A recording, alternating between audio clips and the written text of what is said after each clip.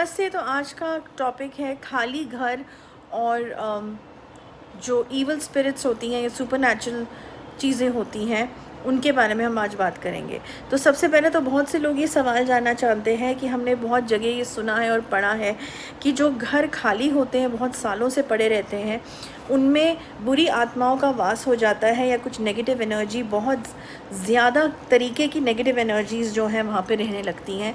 तो क्या ये बात सच है? तो इसका जवाब है बिल्कुल सच है, एब्सोल्युटली सच है। अगर इवल स्पिरिट्स ना भी हों तो भी नेगेटिव एनर्जी जिसको हम बोलते हैं बहुत प्रकार की होती हैं और डेफिनेटली नेगेटिव एनर्जी का वहाँ पे रहना जो है रिज़ाइड करना शुरू हो जाता है। सबसे पहले तो इसका रीज़न ये है कि ये ध्यान रखना कि जितनी भी ईवल चीज़ें होती हैं उन्हें सफाई पसंद नहीं होती। वो हमेशा गंदगी में रहना पसंद करती हैं। वो हमेशा कहते हैं ना, ऐसे बिखरे जगह पे या कोई सुनसान जगह पे जहाँ कोई आता जाता ना हो, जहाँ एक्सट्रीम साइलेंस हो, इवन जैसे कहते हैं ना कीड़े मकोड़े हों, जाले लगे हों, बहुत गंदगी हो। जितनी गंदगी होगी उतना उनके लिए आसान है उस जगह पे अपना डेरा जमाना। ओके। और जो घर कई बार ऐसे होता है कि बहुत सालों से बंद पड़े रहते हैं, कुछ भी रीज़न हो सकता है, चाहे कोई कोर्ट केस चल रहा हो, डिस्प्यूट चल रहा हो फैमिली में प्रॉपर्टी को लेके, या फॉर एग्ज़ाम्पल कई बार ऐसा भी होता है कि लैंडलॉर्ड्स आउट ऑफ इंडिया रहते हैं, इन्वेस्टमेंट के तौर पे ले लिया और उसको बंद करके रखा हुआ है। सडनली ऑफ़र आया कि एक अच्छा बायर मिल गया है उसको लेने के लिए या रेंट पे डालना है, तो तब वो जाके घर खुलता है। जैसे 4 साल, 5 साल, 10 साल, कुछ तो 15-15 साल तक ऐसे बंद रहते हैं। ओके। तो जब ऐसी कोई प्रॉपर्टी ख़रीदी जाती है या इवन रेंट के ऊपर उसमें रहा जाता है, तो वहाँ पे ऑलरेडी इतनी नेगेटिव एनर्जी कलेक्ट हो चुकी होती है किसी भी फॉर्म में। चाहे वहाँ पे कई बार जैसे मैंने कहा ना कि बुरी आत्माओं का वास भी होने लगता है, क्योंकि वो खाली जगह है। उनके लिए सबसे बेस्ट जगह है, जितनी गंदगी उतनी उनके लिए आसानी, जैसे कि मैंने पहले भी कहा है। ठीक है ना। तो वो उस जगह को अपनी जगह मानने लगते हैं। अब होता क्या है, जब लोग जाते हैं उस घर को ख़रीदने के बाद वहाँ रहने के लिए, उनके साथ अजीब अजीब चीज़ें होने लगती हैं। उनको सडनली घर में ही उनके एक्सीडेंट्स होने लगते हैं। अच्छा, किस तरीके के एक्सीडेंट?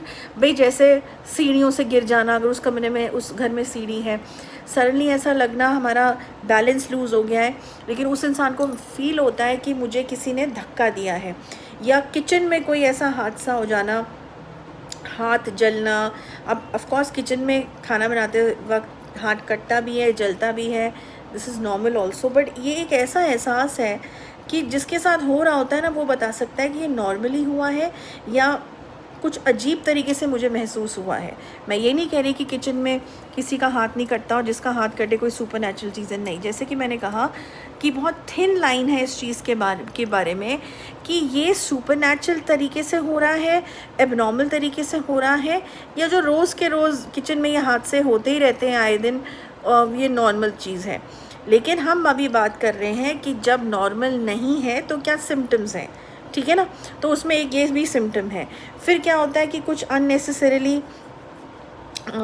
इलेक्ट्रॉनिक्स ख़राब होने शुरू हो जाना उस घर में, या तुम्हारे एक्सीडेंट्स होने लगना, या तुम्हारे इवन हेल्थ ख़राब होना शुरू हो जाना, या बिज़नेस में लॉस होना शुरू हो जाना, किसी भी तरीके का लॉस, मतलब रिलेशनशिप्स बिगड़ने लगना, ये सब साइंस होते हैं। या कई बार रात को बहुत डर लगना या ऐसा लगना कि हमारे साथ कोई सो रहा है या हमारे साथ इस घर में कोई है। ये सारे सिम्टम्स जो है ना, वो ये अपनी पहचान देने की भी कई बार कोशिश करती हैं।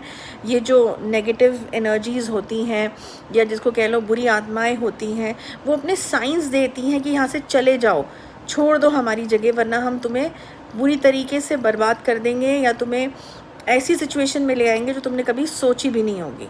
समझ रहे हो? इस तरीके की जो चीज़ है वो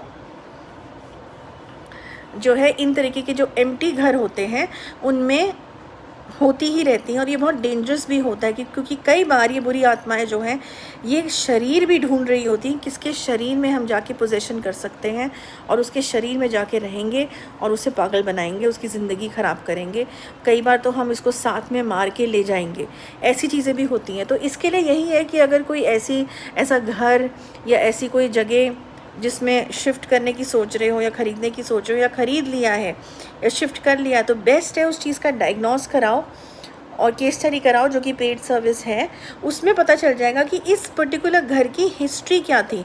देखो, तुमसे मकान मालिक घर बेचते हुए या घर देते हुए झूठ भी बोल सकता है, क्योंकि तो उसको अपने पैसे से मतलब है। असलियत तो तुम्हारी जो है केस स्टडी से पता चल जाएगी कि क्या चीज़ तुमसे छुपाई जा रही है या क्या चीज़ सच है।